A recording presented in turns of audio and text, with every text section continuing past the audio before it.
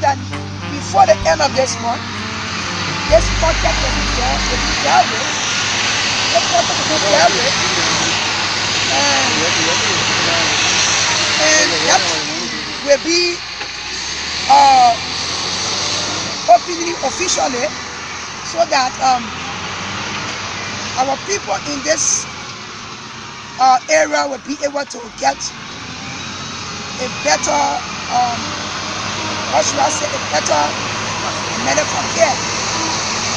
And President Albino from the various districts, whatever around us, will be able to be tended to. So, as I said, I'm here we've been here since this morning, 6 o'clock, making sure that the Chinese friend create this place to the level so that we can be able to start our project as soon as possible.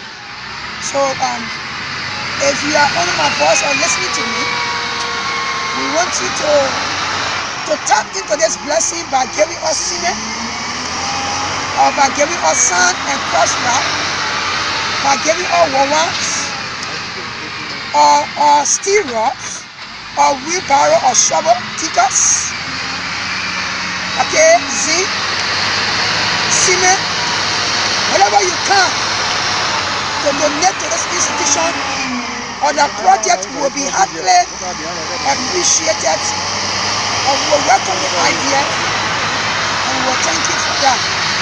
We are appealing to the international NGO, philanthropists, or maybe charity organization, to see to it that they come to the aid of us living in Albino every day, so that we can be able to do better. This is our own initiative. We have not asked, though we've been asking people, but it's like people are not hearing what we are saying. So we decided to combine on this initiative so that we can start, so that the world will see and they will come to the aid of person living in Albino. Yeah. So you can see what we're doing is we are doing the work, making sure that Albino society is prospering in this country. We want to build the school, the administrative building, the hospital, and the vocational school. So we make sure that we all the way to the job. Yes. So you see? So that's it.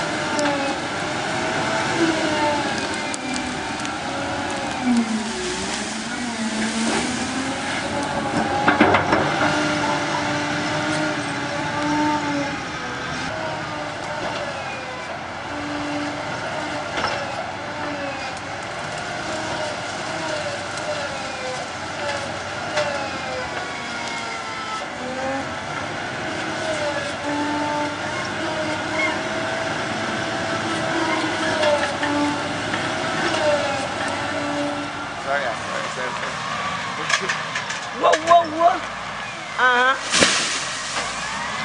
You did this wrong.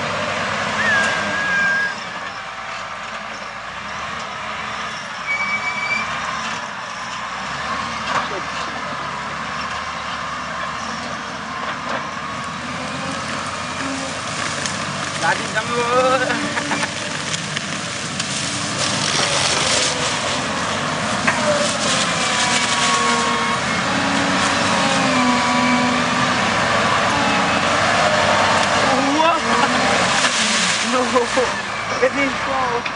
How are you, my brother? Fine. What's the name? My name is Roosevelt K. Bati, Procurement Officer of the Liberia Albino Society. There's a cleaning up exercise that is going on today. Tell us briefly about this exercise. Yes, as you can see, we are trying to get this place level because we want to start our school project, because sometime last year we had our groundbreaking ceremony on this particular site, and we constructed a clinic that we call a quick impact before getting to our real project. So we are trying to give the place a face look, because come June 13 we will be hosting our War Albinos in here, so we want to give a place a good face look. So how soon do we expect the project to start? Even though you are carrying on a cleaning or exercise, but how soon do we expect the project to start officially? Well, first and foremost, if only I to express, I will always like to express my gratitude to the national government who is portraying our effort. They are giving you some funding? Yeah, they are giving us funding. To go further, we will start our project, hopefully next project period. Next project period? Yeah, next project period. Okay. In that land, we will see how best to construct our multi-purpose building. But we want to start with our school building. Okay, your name again? Roosevelt K. Bati. Okay, there's another brother there. Brother, what's your name, sir? My name is Akwedi Korobali, project coordinator. Okay, project coordinator, tell us something about this project. As you are seeing for yourself, you know, from the beginning when we have a groundbreaking here, we told people that we were here for something. So this is what we are seeing here today. This is just a quick impact project, a mini project on the way coming. But before that project can come on, we told people that we will not need the place just empty. We have to be doing something on the project can start.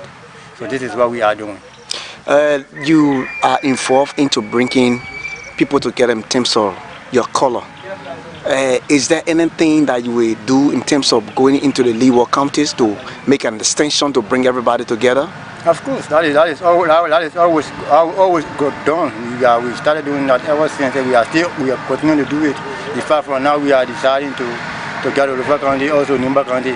We just waiting for our vehicle, we got vehicle, and all those will be in process. Oh, okay. So, how in those counties, is there any offices there for you?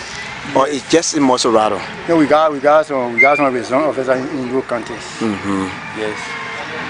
We got office in Grand Kidmon, Bombing, Grand Bazaar, also Magibi for now. Oh, okay. And they are giving you some updates on the people that are there? Of course, all the time we are in touch with them. Oh, okay.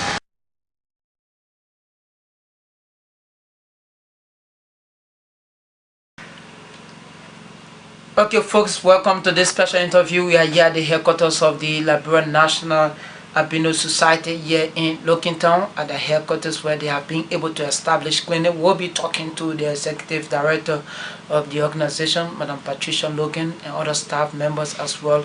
Also anticipate to visit the Curious Breast Center, where in the Albino Society is carrying on massive works and construction works at that venue, that new place, the home, future home of the Liberia Albino Society. We hope to bring you all of those information here after this special interview. So, Madam Logan, welcome to this special interview.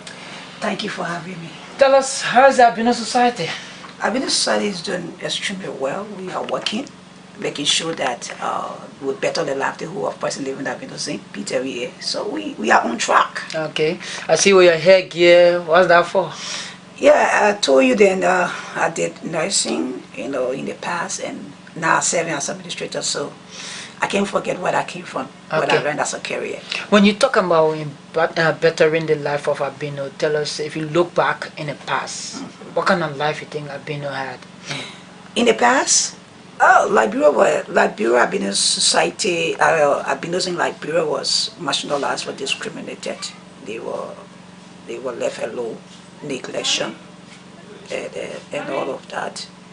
So in that case, the vision came about, and we decided to prove, to bring albinos together, bettering their livelihood, making it to be better people in society, giving them the quality opportunity that they deserve as a person or as a people in general. So if you see in the past and now, I think there are a lot of differences, as we can see. If you look back, I think in the years that you talk about the difficulties they face up to now, I think what sort of progress you have been able to make? There are a lot of improvement, if I may say. The counselor education, now they are going to school. We have talked to them that it is important that you go to school and learn, because whatever you learn for yourself, it remain within you until you depart this world. And so there are a lot of key issues that we talk to them about, that you don't need to be behind. There are other albinos in other countries. They are better in their livelihood. They are going to school, learning other vocational training. They are getting into it, and they are selling themselves in the job market. And I think they are benefiting through their efforts or whatever they learn as a career or whatever academic we will call it. But I believe that the albinos have said that taking them a challenge. And making sure that lives will be better. Incorporating into the society, maybe might have been successful in that area, but the issue of going to school, doing businesses, for some that cannot go to the academics, vocational, I think they are really trooping into those sectors to become self-empowered, or maybe to become self-sufficient. Yeah, because in the past that never used to happen, because of family neglection. Most of the family or guardians don't want to send person living albinos into school, and they use them to go and fresh money for them in order, like other businesses that they use, selling water and selling in the market, providing, making sure that the albinos bring money to them. So when the institution came to bring, all of that was explained to the family, those who give birth to albinos, and making sure that albinos are important people. That's why they pick men, whatever. So if you look at that now, most of them have now seen the needs, involving themselves into getting the part of, learning some vocational training in the other areas of empowering themselves, and sometimes some of them also we provide them some macro loan, that those who are of age, meaning that from the age of 60 upward, that we know that they can go back to school again. They want to support their children that they have given birth to. We involve into providing loans, macro loans for them, and then some of them who don't want to, they are now suit in the academic area, then they want to learn some vocational training. We empower them into that also. Some of them they are also in getting some scholarship from the institution. We have given like 30 students in the various and schools of their choice, if I may say, and they are learning. Most of them, some of them they are going on the road. Some of them have been double promotion, and some of them they are in the university. Some of them they are also in graduating from high school in this year, and some of them, I believe that this institution have done a lot for persons that have been losing, and we have also extend our help in the various counties, so to speak, in Grand Bar. So we have given like 6 scholarships to our children on that side, in Kidman 3, in other counties where they can name, because I don't have the list of them. We involved into helping persons that have been losing in Liberia. What happened to your medical outreach program? Yeah, the problem is that the reason why we slowed down a little bit, because we were out of vehicles. I just received the vehicle from the government of Liberia to empower us to go into the rural part of Liberia to see how we can and provide medical attention to persons living with albinism in this organization. So it's like we hope for, we pray that before the end of this rainy season we'll start our journey. But we've been in other countries, so to speak. We went to Grand Basso. We've been to Kitma. We've been to Bombay. We've been to how do you call it? Babalu. We've been to other countries that I can need because of the list that I don't have on my hands. We've been involved into medical attribution in river county, so this is not strange to us when it comes to medical attribution. And don't make mistake. Also, we also involved in giving up back to our people in those who from the slums, like in the district that we found ourselves in District 15. We are involved into providing medical assistance to other people in the district. Apart from person living that we know, saying there are other people benefiting from the institution on low basis when it comes to giving up some assistance. We involve into it. Some people come and give breath. Some people come here and they be in the hospital for 2-3 days and they don't have money to pay. Okay. And we release them. So it's like we are purchasing government efforts, making sure that we better the life of a person living in and apart from that, person with disabled or condition and other people that live within the slum. Okay. So we are helping to purchase government efforts. You recently established a clinic wherein we are in one of the offices. Tell us if your initiative, perhaps if one is to look at it, what prompted your initiative to establish a separate clinic, especially for albinos? What actually led you to such a function? That is a good information that we gave to you. The problem is that what we know in our condition, albinos suffer from in skin cancer and other diseases, if I would say. We noticed that in time past, years that passed, and albinos have been complaining when they go to various hospitals, they have been denied because of that pigment, because how they look. Some of them they have this soft skin and bad condition. So other nurses and doctors look at that, they don't want to involve themselves with person living with albinism. So they've been complaining about how they are not being tended to when they go to the various clinics and hospitals. So I thought within my mind that I believe that if we ourselves formed our clinic in hospitals. So they were marginalized? Definitely, if you put that again, I would say they were marginalized.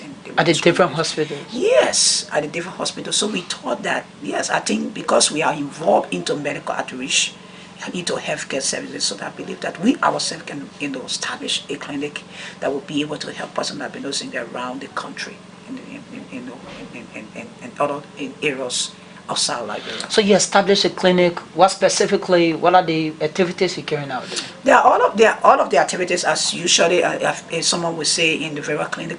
We also carry out the same activities like normal woman comes on and give birth. We comes here on a daily basis, give birth, and people come incoming patients, outgoing patients. People sleep on the ward, and we run in the clinic on a 24-hour basis. So there are other things that we involve in. Giving women vaccines when they're during their pregnancy period, and women who give birth to children with vaccine then, and we give treatment as a regular patients come on a daily basis. They involve themselves meeting the doctors and go through the lab procedures, and after the lab they go to the doctor for prescription made, and then they come to the pharmacy and then they get their drugs. But if they are admitted, they be admitted on the ward. Okay, but this is far beyond the albinos now. If we look on our attendance our attendance lecture, if you look at it, you will see what I'm talking about. That means that the clinic is not only based in District 15, so it's basically for District 15 community dwellers. No, it's also give to those who comes on a daily basis for the system medical treatment. So we are running the clinic outside of the district, though in the district, but people come from various locales. Okay, but one may say to run a clinic, especially for 24 hours, is quite hectic and cost intensive. So where do you get your money, your medical supplies and everything that keeping the clinic up? And that's where government needs to come in. If you can say it again, I will repeat myself, is that the support itself comes from government. As I said, we are subsidized on sometimes bless us with drugs like Christian Health Association and Medicine du Mois also come in and once in a while to give us drugs. We purchase our drugs ourselves. The institution purchases our drugs, outside of the institution. But we also partners with, as I said, with Christian Health Association. We also purchase drugs from them on the lowest basis, though they give us also they gave us free drugs, but we also purchase on the lower basis so that we be able then to pay duty free or whatever when the donors send them drugs from wherever it will come from. We also tap into the blessing of them, and then health and social welfare on our supply chain, so that provide little drugs for us, and are saying in this popular manner that they need to toll us, they need to give us more drugs, because as an institution, buying drugs is cost. It costs it. And there where sometimes we sometimes we go out of money, and we have nurses that we bring on board to serve humanity. They don't come here, and just go like that. They need soap. They need to take care of their family. So all of that is necessary, that other international NGOs can come in one way or the other to see how best they can support, maybe by paying 1 or 2, 3 workers, giving them some voluntary services, like giving them some soap for at the end of the month, so they're able to give them strength to do more whatever they're doing. Okay. So we need support. As I said, we are purchasing our own drugs on our own and all of that. So okay. I think it would be a better one for the government to see those who giving charity in gifts and all of that. I think the president and the vice president and other stakeholders, those who are vying for the president's seat, they need to visit our place, our resource center, and see what we are doing. Even in Bentol, they need to see there are a lot of works that needs to be done there, and we will talk to them to see how they can help. But let's go to the issue of Bentol City now. You get the feature home of the Albino Society. Tell us about this venue. Yeah, this venue was provided by the president of Liberia, Madam Emily Johnson Salif, through the effort of Madam Grace Tipa, the former superintendent. That 2 acres of land was provided, or was given to us, and we thought that to keep the land like that, for us it would not be in the right direction. So we decided to pump in some money into the land by getting, because that place was a forest where animals live.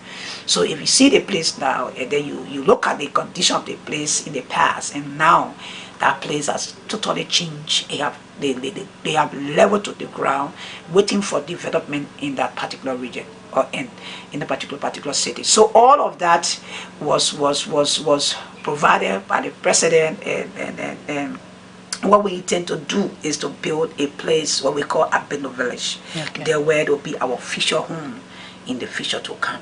So we started a Quick Impact project, and that Quick Impact project will be opening the doors of that clinic to the people on that side I think next month, June 13, on World Albinos Day. So we are trying to do we're trying to do everything in our own weak way to make sure that that building be open to the public as soon as possible. Is it only the clinic that you have completed? We talk about, I think last year we have a groundbreaking ceremony, and their stakeholders came there and they make promises. That's why I said promise is only made, but action is better, that you see it, people that make promises and then making it action to come into reality. That is another thing which we all need to pray for. And that's why I said I will not invite myself into politician to bring them to our place to make promises and empty promises. At the end of the day, that promises cannot be fulfilled. Okay. So what we intend to do now is to invite the business people that are in the humanitarian area, that will see need. We'll look at the efforts of what we're doing to enable us to help our projects to go ahead. But what do you really want at the village or the future? We talk about 4 buildings to be erected at that place. Okay. Now, one of the buildings that will start the construction in the month of October. It will be the school building, which is composed of 27 classrooms with a basketball court and other things. So we're talking about 60,000 blocks to be built or to be brought to that place so that the construction can start. Okay, beside the school building. Beside the school building, we have the administrative building to be going here. Also, we have the vocational training site and the future hospital to come. So we have 4 buildings to be erected on that particular ground. You have been able to, carry out all of those ventures, like the clinic you want to open on the World Albinos Day. You think Where did you get all of those money from at times to construct the clinic, to clear the ground, to ensure that the place is prepared for construction? Farmer, the fact is that, as I just told you in the earlier speech, that we are not being supported by any international NGO. No support, no charity gift when it comes to money, finance. All what you see on the site is coming from the Albino's own allotment. Okay. That passes through Jandor to us. So whatever government give us, we use that money to make sure that some of our project is implemented. Okay. So we don't have any supporters or anyone came to us and said this is what we can give for this project. Not now. Okay. Maybe in the future to come, we expect that to happen. The war Albinos in the finally before Olivier is tuned. Tell us what's the plan now? What gonna be your own way of celebrating the war Albinos in? Yeah, we'll be celebrating what Albinos in Bentol on our side. We'll be parading the streets of Bentol. We'll be inviting key stakeholders, and there are a lot of issues that we'll be raising to our national government. And what are those issues? They will come when the time comes. We'll get people informed. You proffer an argument to the Liberian National Legislature ensuring that albino people living with albinism are given preferential treatment. How far is that argument? Yeah, we hope that we'll slow down into it, because there are a lot of issues that inside that human rights that working law will say that we should put some rules and regulations, some laws that we build up the bill that will be sent to the legislature for enactment into law. So we are working on that. We ask our international partners or experts on personal business at Geneva, another nation, have worked on it at that end to see how they can help us making that law a successful one. But what are the issues you're going to be pointing out if you have to craft a bill? For example, we'll be talking about, for example, there are people going for WAEC, those who will be writing WAEC. And albinos have a very slow sight when it comes to writing. You write one sentence just in a meaning. Albinos take like 2-3 minutes to write a sentence.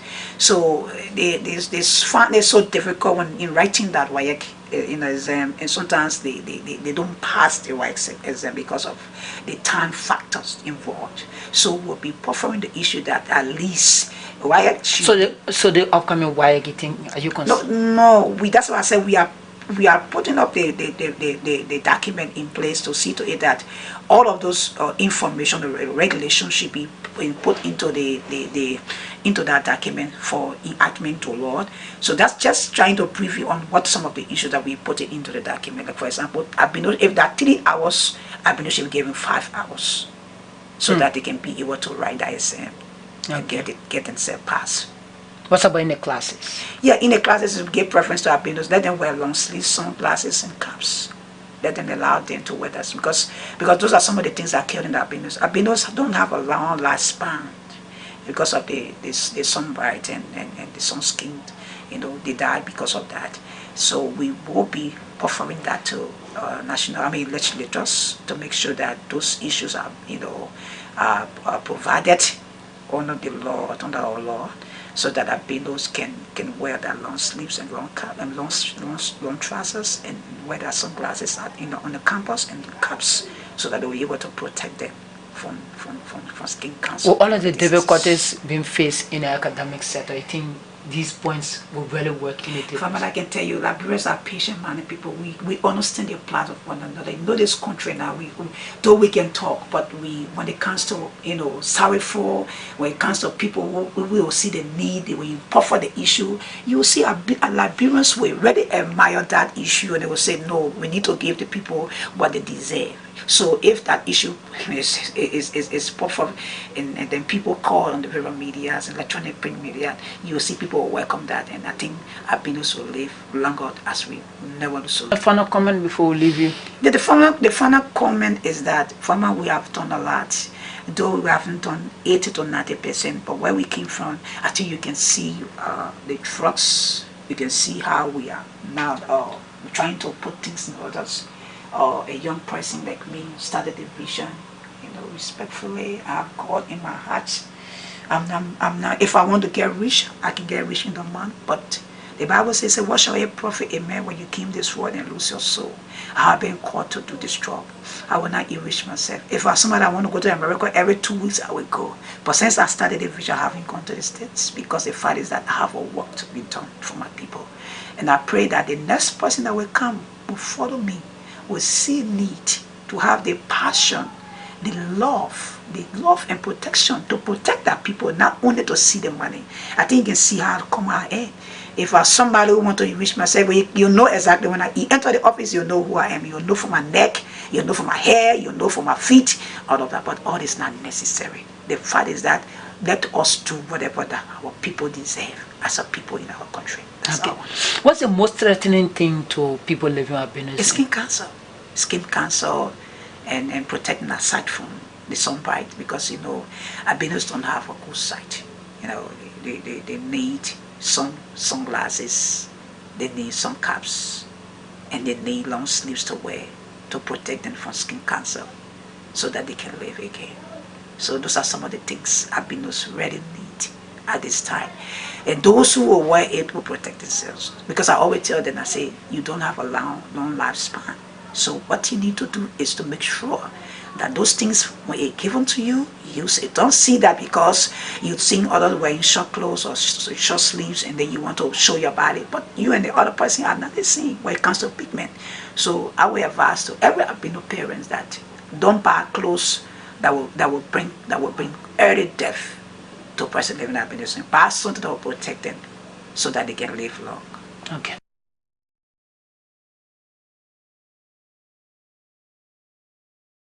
This place is where my office. The reason why we keeping these trucks in my office, because the trucks need to be protected. I think you see, because of the air condition it also brings in so down the temperature, the sunlight and all of that, because it is good to keep the trucks under a cold atmosphere. So you can see that for sure.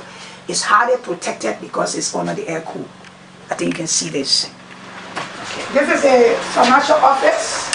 Because of the growing momentum of the institution on a daily basis, this is our financial officer, and there's a procurement officer in the desks. They are trying to put part of our report to be submitted at the Ministry of China, the Children Protection. So this is a financial office. Okay. So what are these? This is all of our clinic materials that were provided by WHO and other WHOs and Christian Health and Association. Why you have them here? The reason we have them here because we don't have a storage. Okay, this is our set. We use this set in the morning to do our praise and worship, because all of our patients come in the morning. What we do is that we have our morning devotional, praying for the patients before the doctors see the patients. So those are some of the things. Here is where we keep the patient charts. This is a patient record. So any patient that comes on a daily basis, if you are a new patient, we gather your chart in every month and we place on the desk. So if you're old patient, that means we come and search. You bring your card, we search for your number on the desk, and we just get your file and we make sure that we do your registration and see the doctor. As I told you, we don't have a storage to keep all of our materials. These are beds that will be going to Bentol for the clinic. So these are mattresses. Okay? Patients lay on the bed there also. You see? So this mattress was provided by WHO. We are partnered with them. They provide materials for us on a monthly basis. Okay. Now, as we are entering the wall. This is